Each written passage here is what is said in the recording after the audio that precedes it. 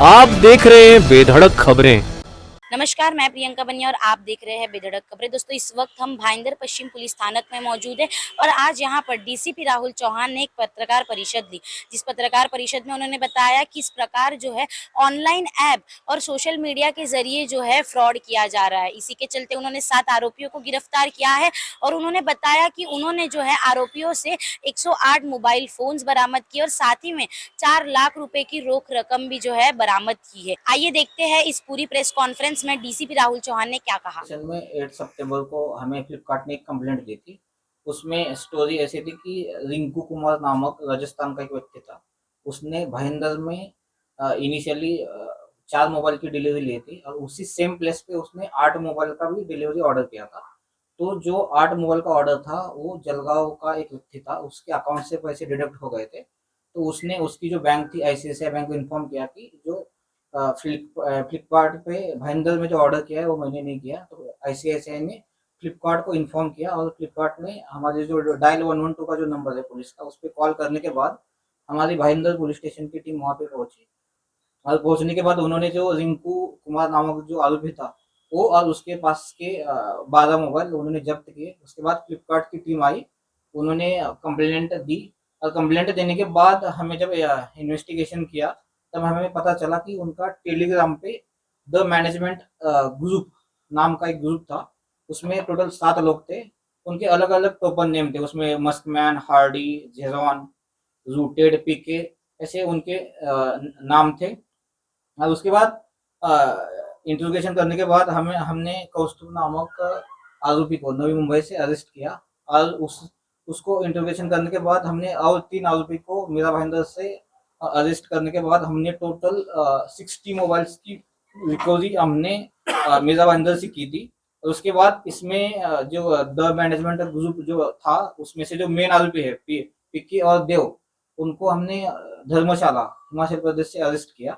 और उनको अरेस्ट करने के बाद हमें मोडस पता चला कि इनका ऐसे मोडस था कि वो पहले परिवहन एम परिवहन ऐप से जो व्हीकल नंबर है, मोबाइल नंबर और विक्टिम का नाम, ये सब थेफ्ट करते थे। और थेफ्ट करने के बाद ये जो उनके पास इंफॉर्मेशन थी उनके ऊपर वो बल्क मैसेजिंग करके लोगों को मैसेज करते थे कि आपका 200 या 500 रुपए फाइन पेंडिंग है और आपको लीगल एक्शन अवॉइड करना है तो उस फाइन का आपको पेमेंट करना पड़ेगा। और वो नीचे लिंक भेजते थे। लिंक पे क्लिक करने के बाद जो एम फजीवान नामक जो फेक ऐप उन्होंने बनाया था उसका इंटरफेस आता था और इंटरफेस के लिए वो अलग अलग परमिशंस दे रहे थे, ओटीपी का, कॉन्टैक्ट एक्सेस वगैरह। तो वो परमिशन देने के बाद उन्होंने जो वो डिटेल्स थे वो सेम डिटेल्स वो फ्लिपकार्ट पे लॉगिन करने के लिए और पेमेंट करने के लिए यूज करते थे। हमें ऐसे पता है कि फ्लिपकार्ट पे हमारी क्रेडिट कार्ड की इंफॉर्मेशन ऑलरेडी सेव रहती है, तो वो मोबाइल नंबर और ओटीपी का ऐसे भी उनके पास द घोस्ट नामक एक प्लेटफॉर्म था, उस पे उनको ओटीपी का एक्सेस मिलता था और वो सब इंफॉर्मेशन यूज करके वो अलग अलग जगह पे मोबाइल्स के ऑर्डर करते थे। और यहाँ पे जो विक्टिम्स जो है स्कैम्स के वो पूरे ऑल ओवर इंडिया के विक्टिम्स है, जिन लोगों के अकाउंट से पैसे डिडक्ट हो गए हैं।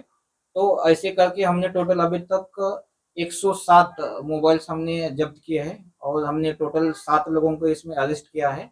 और अभी भी हमारा इसका आगे का इन्वेस्टिगेशन चालू है।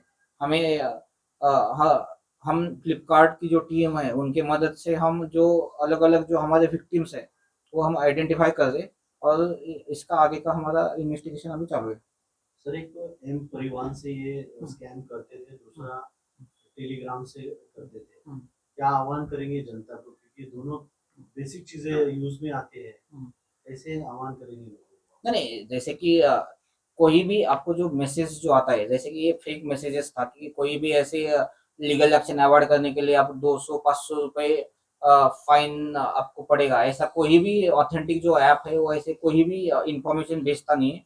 तो लोगों ने जब ऐसे फेक लिंक्स आती है उस पे थोड़ा अच्छे से स्टडी करना चाहिए और उस पे क्लिक करके जो हम एक्सेस दे देते हैं हमारे फोन का, वो देना नहीं चाहिए।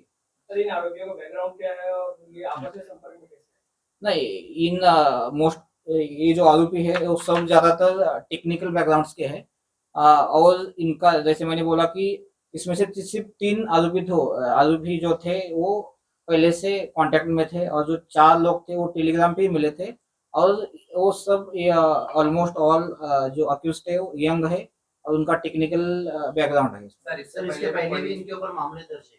नहीं, जो इसका जो इनके ऊपर का जो क्राइम रिकॉर्ड है अभी वो निकाल रहे हैं, और इसमें आगे के तपास में सब आगे आ जाएगा। सर क्या आह्वान करेंगे शहर के नागरिकों को?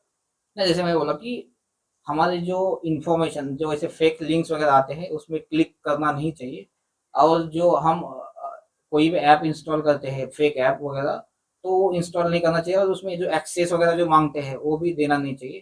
तो हम जब सोशल मीडिया यूज करते हैं तब थोड़ा माइंडफुली उसका यूज करना चाहिए। सर ये यम परिवहन ऐप आपने फेक बनाया था कि जो एक्चुअल सरकारी यम परिवहन है उसका यूज किया? नहीं, इसमें कैसा था कि डिटेल्स जो है व्हीकल का और मोबाइल नंबर का वो ओरिजिनल से थेफ्ट किया है, लेकिन जो इंटरफेस आता था क्लिक करने के बाद वो फेक ऐप का था।